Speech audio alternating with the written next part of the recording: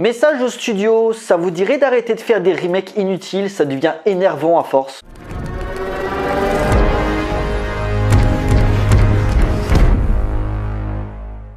Bonjour à tous, il va être question de The Craft, les nouvelles sorcières, réalisé par Zoe Lister-Jones. Careful, a lot of weirdos out here. We are the weirdos, mister.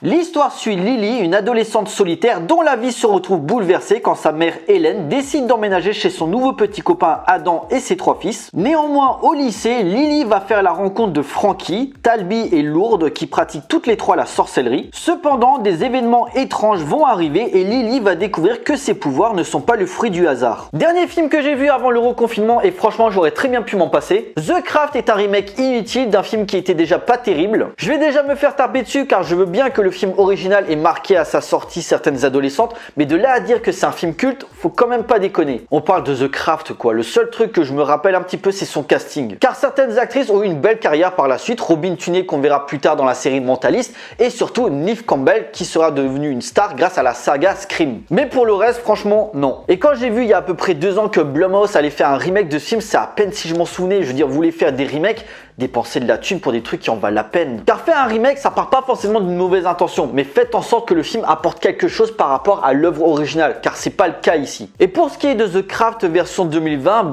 personnellement, comme l'original, je le trouve oubliable. La vidéo va aller assez vite et je sais qu'on me le reproche en ce moment que mes vlogs ne durent pas assez longtemps, mais je trouve personnellement que les films sortis récemment sont assez vides, il n'y a pas grand chose à dire dessus. Le film veut se la jouer moderne en mettant en avant des personnages de femmes fortes, un petit peu opprimées et issues de milieux aisés, sauf qu'il va jamais plus loin que son concept, que ce soit l'acceptation de soi et encore plus la sorcellerie. L'original, sans être exceptionnel, apportait un vent de modernité dans ses thématiques, que ce soit le racisme, les tensions familiales et surtout la masculinité toxique qui fait qu'il peut encore se regarder aujourd'hui. D'ailleurs, ça engendra beaucoup d'œuvres du même style, que ce soit Hocus Pocus, Sabrina l'apprentie sorcière et surtout Charmed. Sauf que sa sortie n'a plus vraiment d'intérêt car ça ne suit pas une mode et surtout le monde a évolué et les mentalités ont évolué. Et surtout se pose la question à quel public est destiné ce film. Ceux qui ont aimé le film original, pas sûr qu'ils aient envie de voir ce truc, et les gens qui sont un petit peu intéressés par l'univers de la magie vont plus se sentir insultés qu'autre chose. En plus on va me dire ouais mais c'est pas un remake, c'est une suite déjà, tu t'es trompé. Personnellement ça me rappelle un petit peu The Thing, celui de 2011 qui se revendiquait comme une préquelle du film de Carpenter,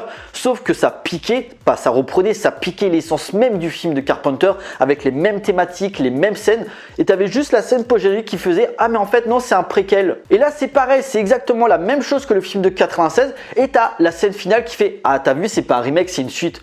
Faut arrêter de se foutre de la gueule du monde. Scène finale qui est inutile d'ailleurs. En plus, le message sur la thématique de l'homme est gonflé quand même. Plutôt que de montrer un message un peu plus positif que la femme peut et doit être égale à l'homme, non, on doit l'écraser, le dominer. T'as le personnage de Timmy qui est un petit peu une brute et qui humilie Lily en plein cours parce qu'elle a les Anglais qui attaquent. Du coup, elle et ses copines pour se venger décident de lui lancer un sort. Mais plutôt que de le faire changer d'avis pour qu'il s'excuse ou limite, je sais pas, le torturer, le personnage perd ses valeurs et dévoile une sensibilité qui lui fait perdre toute identité propre. On ne débat plus, on impose sa vision. C'est ça un film féministe? Vous vous foutez de ma gueule, le personnage de Timmy devient plus un chien qu'on tient en laisse qu'autre chose. Je veux bien qu'on se venge un petit peu parce que Timmy a eu un comportement un petit peu dégueulasse envers le groupe. Mais là c'est pas un sort pour se venger et lui faire comprendre son erreur, là tu en fais un esclave, c'est pas très pertinent. Un autre problème vient aussi de la caractérisation des personnages. Certes, Lily est le personnage central du film, mais dans l'original, chaque membre du groupe avait une personnalité. Là les 3 filles sont interchangeables tant leur traitement est fade et uniformisé. The Craft veut être progressiste mais rate sur tous les tableaux. Idéologiquement parlant déjà sur les femmes cool et engagées essayant d'exister mais leurs enjeux sont opportunistes. Et conceptuellement car outre le sort de Timmy, leur potentiel n'est jamais vraiment exploité. Car il y a ce délire de jouer sur les 4 éléments, eau, feu, terre et air. Cet aspect sert juste pour le combat final où tu te rends compte que David Duchovny, qui joue le petit copain de Hélène, est un démon. C'est pas du spoil, tu le vois venir à des kilomètres. Donc à la fin, elle l'affronte et elle lie toute leur puissance pour le combattre et visuellement c'est une bouillabaisse numérique. Je veux bien un Blumhouse produit des films pas chers pour un maximum de rentabilité, mais dans un film où l'univers est lié à la magie donc tu as besoin d'effets spéciaux,